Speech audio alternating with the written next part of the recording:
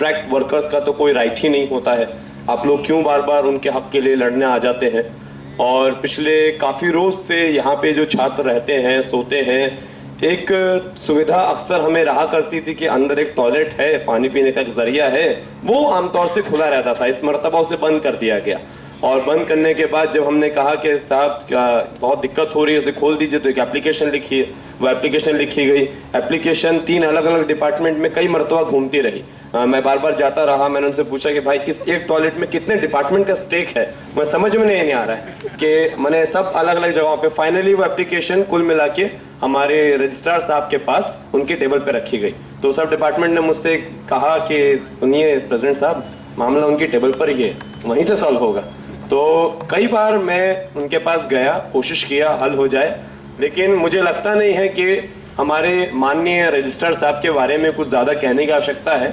ये यूनिवर्सिटी बखूबी जानती है, समझती है, सब लोग समझते हैं। उनका जो इनसेंसिटिव रवैया लगातार पिछले कई दिनों रहा, आज जाके उनसे फिर सुबह रिक्वेस्ट किया गया, तो उसके बाद उन्होंने कहा कि देखिए फॉर्मली तो आप पे केस हो जाएगा, इनफॉर्मली मैं खुलवा दूंगा। मैं इस बात का मतलब मैंने उन्होंने हमें समझाया, हम भी प्रयास कर सकते हैं उन्हें समझाएं, लेकिन खैर वो हमारा एम्फेसिस नहीं है। लेकिन जो बात है, ये सच्चाई है कि कुछ कुछ बातचीत शायद जिन लोगों के साथ हम गुफ्तगू के लिए जाते हैं उन्हें भी समझने चाहिए। हमसे कहा गया कि आप लोग बार बार क्यों आ जाते हैं, वर्कर्स को निकाल दिया जाता है उनको लगवाने के लिए। आप लोग मैंने एक बात जेएनयू प्रशासन को भी समझना होगा कि वर्कर्स के जिन अधिकार के लिए बार बार लोग आ रहे हैं, लड़ रहे हैं, वो कोई आपसे कोई बहुत बड़ा फेवर नहीं मांग रहे हैं। वो सिर्फ उतना कह रहे हैं जितना कानून में लिखा है, वो सिर्फ उतना कह रहे हैं जितना उनका लीगल राइट है, वो सिर्फ उतना कह रहे हैं जितना उन्हें एक्चुअली में वाजिब तौर पे मिलना चाहिए। और उस वक्त में जब एसआईएस के कुछ गार्ड्स पिछले कुछ प्रदर्शन में आए, उन्होंने साहस दिखाया कि वो अपनी बात रख सके, तो एक नया फरमान हाल फिलहाल में जारी हुआ कि अगर कोई ऐसा गार्ड मोबाइल हाथ में रखता है तो उसके ऊपर 1200 रुपए फाइन हो जाएगा। मुझे लगता है उसकी इनकम का एक बड़ा हिस्सा है ये। मैंने ये समझना तो मुश्किल है कि इस जेएनयू कैंपस के भीतर अलग अलग जगहों पे कोई गार्ड खड़ा होगा तो सबके हाथ में तो वॉकी टॉकी आपने दिया नहीं है। कोई हादसा हो ही जाए तो किस तरह से फोन करेगा, उसे घर से अगर कोई फोन आ जाए तो किस तरह से अटेंड करेगा।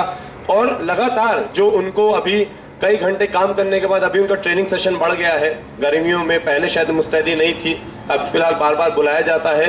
तो ये जो दिक्कत होने लगी है, मुझे लगता है कि इसको जरूर गौर करना चाहिए। एक यूनिट कमांडर साहब हैं, वो जब से आए हैं तो वो तो मजेदार शख्स है।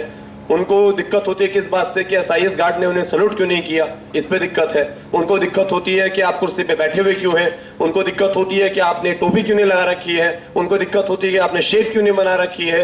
तो कुछ बात हम उनसे भी कहना चाहते हैं, सर अगर हम भी आपको बताने लगे कि हमें आपसे किन किन चीजों से दिक्कत है तो आपको भी गुड बाय कहने में ज्यादा वक्त नहीं लगेगा।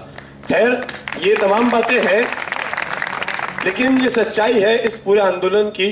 और ये बात भी सच है कि हम तमाम छात्र हैं, हम आते हैं, धरना प्रदर्शन करते हैं, लेकिन हम इस कैंपस की एक मजबूत कड़ी, हम लोग आते हैं, पब्लिक मीटिंग में बैठते हैं, अक्सर सुनते हैं, अपनी आवाज रखते हैं, लेकिन जो एक दूसरी कड़ी, एक दूसरा कंपोनेंट आता है, वो बहुत कुछ स्टेक पे लगा कर आता है, वो बहुत कुछ दाव पे लगा कर आता है। मुझसे पहले जो कौस्तुभ बनर्जी साहब ने रखा कि वर्कर्स माने छात्र रस्टिकेट होते हैं तो वापस आ भी जाते हैं।